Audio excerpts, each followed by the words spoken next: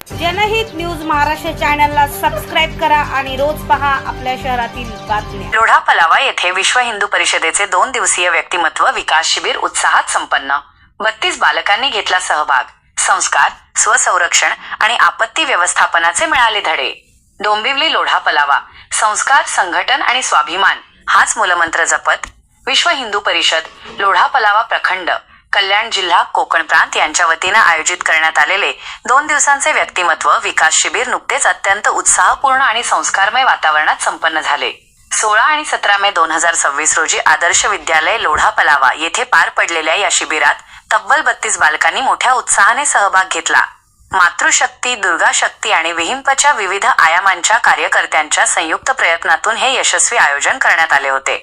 कार्यक्रमाची सुरुवात पारंपरिक पद्धतीने पंडितजींच्या मंत्रोच्चाराने, दीपप्रज्वलनाने आणि छत्रपती शिवाजी महाराज व भारत माता पूजनाने झाली। या शिबिराला कोकण प्रांत मातृशक्ती सहसंयोजिका श्रीमती उज्ज्वलाताई शेट्टे तसेच विहिंप लोढा पलावा प्रखंडचे अध्यक्ष श्री पार्थजी दास यांचे विशेष मार्गदर्शन लाभले। पहिल्या दिवशी बालकांचे कौतुक करण्यासाठी मातृशक्ती सेवा आयोग प्रमुख श्रीमती टीना कदम आणि कल्याण जिल्ह्याचे सेवा प्रमुख श्रीमान चौरसियाजी उपस्थित होते। तसेच कोकण प्रांत मातृशक्ती संयोजिका श्रीमती मनीषाताई भोईर यांनीही कार्यकर्त्यांच्या पाठीवर कौतुकाची थाप देत पालक व मुलांशी संवाद साधला। पहिला दिवस भजन, टाइम मॅनेजमेंट आणि स्वसंरक्षण।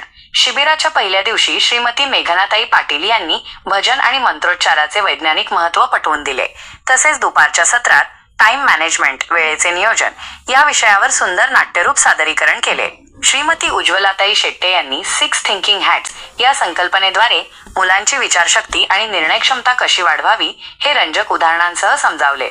याच दिवशी राष्ट्रीय स्तरावरील कुंग-फू प्रशिक्षिका श्रीमती विधी कोपट यांनी मुलांना सेल्फ डिफेन्स म्हणजेच स्वसंरक्षणाचे महत्त्वपूर्ण धडे व प्रात्यक्षिके दिली। दुसरा दिवस ब्रेन योगा, आरोग्य आणि आपत्ती व्यवस्थापन। दुसऱ्या दिवसाची सुरुवात ध्यान आणि ब्रेन योगाने झाली। डॉक्टर ऋषिकेश सांगळे व त्यांच्या टीमने ओरल हेल्थ, तोंडाचे आरोग्याविषयी मार्गदर्शन करत मुलांना मोफत दंत तपासणी, कुपन्स आणि टूथपेस्टचे वाटप केले। श्री अभय वैद्य आणि कुमार अमोद वैद्य यांनी पब्लिक स्पीकिंगचे वक्तृत्व कौशल्य शिकवले, तर श्री राज कटारिया यांनी डिझास्टर मॅनेजमेंट अंतर्गत आपत्ती काळात घ्यायची काळजी समजावली।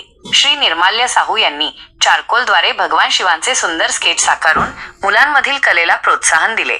विशेष म्हणजे अग्निशामक दलाच्या अधिकाऱ्यांनी प्रत्यक्ष फायर सेफ्टीचे अग्निसुरक्षा प्रात्यक्षिक दाखवून सर्वांचे प्रबोधन केले। संस्कृतीची जोड आणि आकर्षक सादरीकरण।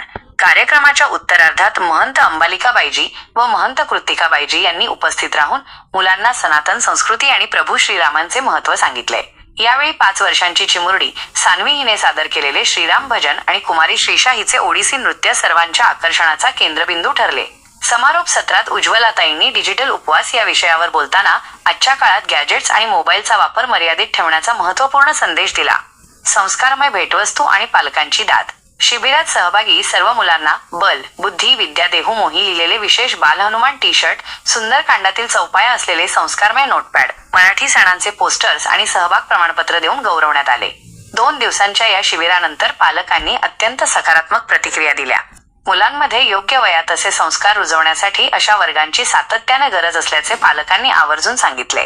थोडक्यात विहिंप लोढा पलावा प्रखंडचे हे शिबिर संस्कार, संघटन आणि राष्ट्रभावनेचा एक सुंदर संगम ठरले।